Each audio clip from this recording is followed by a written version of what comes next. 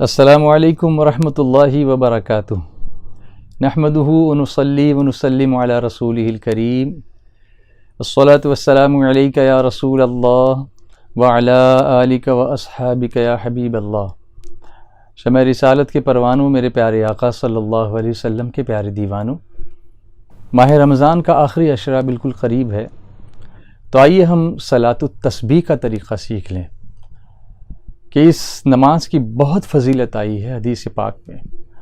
حضرت امیر سنی دعوت اسلامی مولانا محمد شاکر صاحب قبلہ نوری کے حکم پر میں یہ تحفہ آپ کی خدمت میں پیش کر رہا ہوں، اور اس کی فضیلت آپ سماعت فرمائیں۔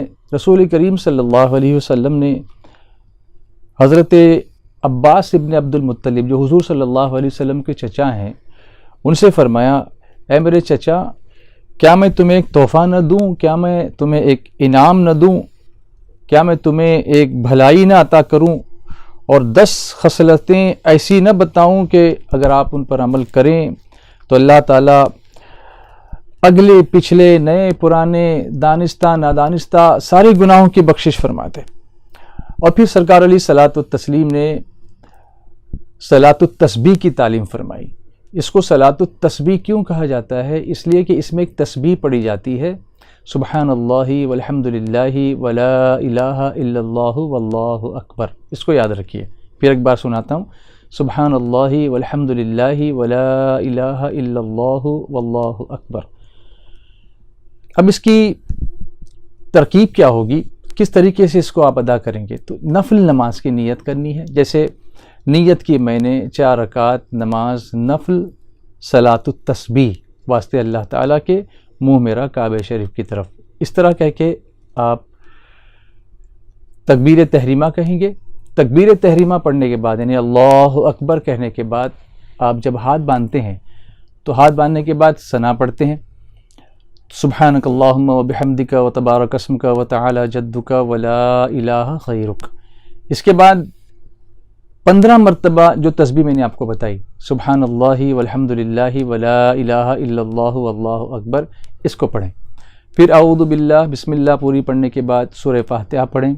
سورہ فاتحہ کے ساتھ کوئی سورت ملائیں، جو سورت آپ کو یاد ہو۔ بہتر یہ بتایا گیا ہے کہ پہلی رکعت میں الہاکم التکاثر پڑھیں، دوسری رکعت میں سورۃ العصر والعصر پڑھیں، تیسری رکعت میں سورہ کافرون یعنی قل یا ایھا الکافرون پڑھیں، اور چوتھی رکعت میں سورہ اخلاص یعنی قل هو اللہ احد یہ صورت پڑھیں۔ لیکن اگر یہ صورتیں یاد نہ ہوں تو جو صورتیں آپ کو یاد ہوں وہ پڑھیں۔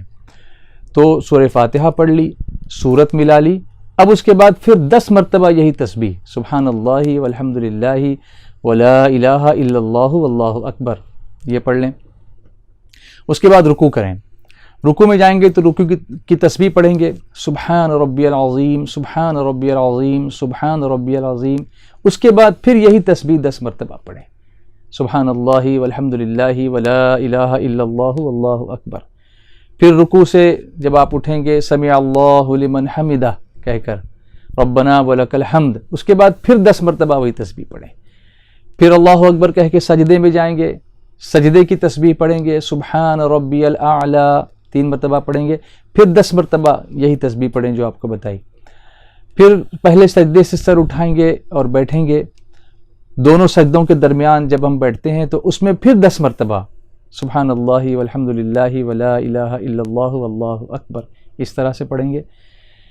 پھر دوسرا سجدہ کریں گے، اس میں سجدے کی تسبیح کے بعد پھر 10 مرتبہ آپ وہی تسبیح پڑھیں گے۔ اس طرح ایک رکعت میں 75 مرتبہ تسبیح ہوئی۔ پھر آپ اللہ اکبر کہہ کر پھر دوسری رکعت کے لیے کھڑے ہوں گے۔ دوسری رکعت میں سورہ فاتحہ سے پہلے پھر 15 مرتبہ یہی تسبیح پڑھیں گے۔ پھر رکوع میں جانے سے پہلے 10 مرتبہ پڑھیں گے، پھر رکوع میں 10 مرتبہ پڑھیں گے، پھر کھڑے ہو کر 10 مرتبہ پڑھیں گے، پھر پہلے سجدے میں 10 مرتبہ تسبیح کے بعد پڑھیں گے، پھر دونوں سجدوں کے درمیان بیٹھ کر 10 مرتبہ پڑھیں گے، پھر دوسرے سجدے میں تسبیح کے بعد پڑھیں گے۔ اس طرح دوسری رکعت کو پورا کریں گے اور اتحیات میں بیٹھ جائیں گے۔ اتحیات میں، تشہد میں آپ کو تسبیح نہیں پڑھنی ہے، صرف اتحیات یعنی تشہد پڑھ کر آپ تیسری رکعت کے لیے کھڑے ہوں گے، پھر 15 مرتبہ پڑھیں گے، پھر سورہ فاتحہ اور سورت ملا کر کے پھر 10 مرتبہ اسی ترتیب سے باقی 2 رکعتیں بھی پوری کریں گے، اور پھر آخر میں التحیات درود ابراہیم اور دعا پڑھ کر سلام دونوں طرف پھیر دیں گے. اس طرح سے پوری 4 رکعتوں میں 300 مرتبہ تسبیح ہوگی. تو جیسا کہ میں نے آپ کو بتایا کہ اس کی بے شمار فضیلتیں ہیں، جس کو بیان کروں تو کافی وقت لگے گا، لیکن سرکار صلی اللہ علیہ وسلم نے اس کی تاکید کیا فرمائی اپنے چچا حضرت عباس رضی اللہ تعالیٰ عنہ سے کہ اگر آپ روز اس کو 1 مرتبہ پڑھ سکتے ہوں تو اس صلاۃ التسبیح کو روز پڑھا کریں. اگر یہ ممکن نہیں ہے تو جمعہ کے دن یعنی ہفتے میں کم سے کم 1 مرتبہ اس کو پڑھ لیا کریں. اگر ہفتے میں ممکن نہیں ہے تو مہینے میں 1 مرتبہ پڑھا کریں، اور اگر مہینے میں 1 بار ممکن نہیں ہے تو سال میں 1 مرتبہ پڑھ لیں، اور اگر سال میں بھی ممکن نہیں ہے تو کم سے کم عمر میں 1 بار ہی صحیح لیکن اس نماز کو ضرور پڑھیں.